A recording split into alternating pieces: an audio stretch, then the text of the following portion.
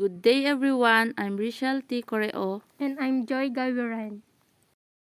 Our topic is about disaster risk reduction and management.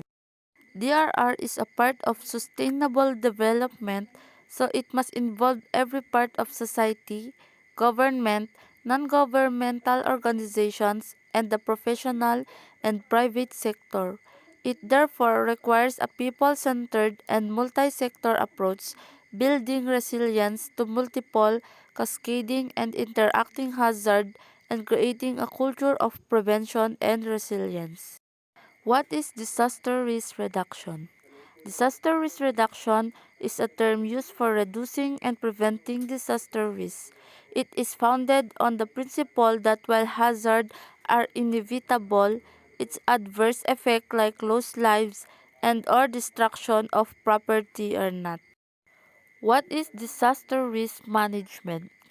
Disaster risk management is the application of disaster risk reduction policies and strategies to prevent new disaster risks, reduce existing disaster risks, and manage residual risks, contributing to the strengthening of resilience and reduction of disaster losses. Key concepts of DRR. Number 1. Disaster. The UNISDR 2009 defines a disaster as a serious disruption of the functioning of a community or a society involving widespread human, material, or environmental losses and impacts which exceeds the ability of the affected community to cope using only its own resources. Number 2. Risk and disaster risk. Risk has a various connotations within different disciplines. In general, risk is defined as the combination of the probability of an event and its negative consequences. Number 3. Hazard. A hazard is defined as a dangerous phenomenon, substance, human activity, or condition that may cause loss of life, injury, or other health impacts, property damage, loss of livelihoods and services, social and economic disruption, or environmental damage. Number 4. Vulnerability. It is defined as the characteristic and circumstances of a community, system, or asset that make it susceptible to the damaging effect of a hazard. Number 5. Coping capacity.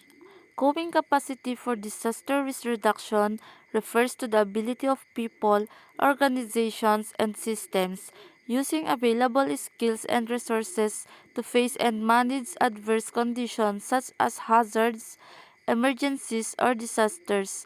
Coping capacities contribute to the reduction of disaster risk. Number 6. Resilience. In the natural environment, resilience means that an area or ecosystem under threat is restored to its original pristine state. Key elements of DRR. Number 1. Prevention.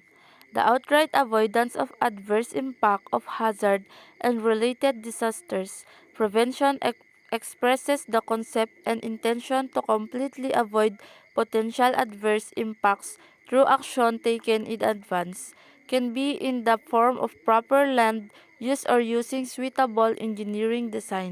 Second is mitigation, the lessening or limitation of the adverse impact of hazard and related disasters. While the adverse impact of hazard often cannot be prevented fully, their scale or severity can be substantially lessened by various strategies and actions.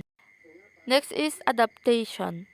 The adjustment in natural or human system in response to actual or expected climatic stimuli or their effects which moderates harm or exploits beneficial opportunities. This definition addresses the concerns of climate change and is sourced from the Secretariat of the United Nations Framework Convention on Climate Change. Next is preparedness, the knowledge and capacities developed by governments, professional response and recovery organizations, communities, and individuals to effectively anticipate, response to, and recover from the impacts of likely imminent or current hazard events or conditions. Next is response. The provision of emergency services and public assistance during or immediately after a disaster in order to save lives, reduce health impacts, ensure public safety, and meet the basic subsistence needs of the people affected. Disaster response is a predominantly focused on immediate and short-term needs and is sometimes called disaster relief. Next is recovery. The restoration and improvement where appropriate of facilities, livelihood, and living conditions of disaster-affected communities, including effort to reduce disaster risk factors. The recovery task of rehabilitation and reconstruction begins soon after the emergency phase has ended and should be based on pre-existing strategies and policies that facilitate clear institutional responsibilities for recovery action and enable public participation. The concept of disaster has changed over time. In early human civilization, many cultures viewed disaster as a sign of bad luck or an act of God. However, the development of science started changing this perception of disasters. Some of the factors that contributed to this change are: first is social science. Threat hazard as external agents that communities can identify and react to. See disasters as expression of social vulnerability. Number 2, natural science. Emphasize on the hazard component, hydrometeorological, geodynamic, and or technological. Understanding the dynamic of hazard, quantifying the impact of hazards. Number 3, recent studies on disaster risk, understanding of disaster in both social and natural science perspective. That's all. Thank you for watching.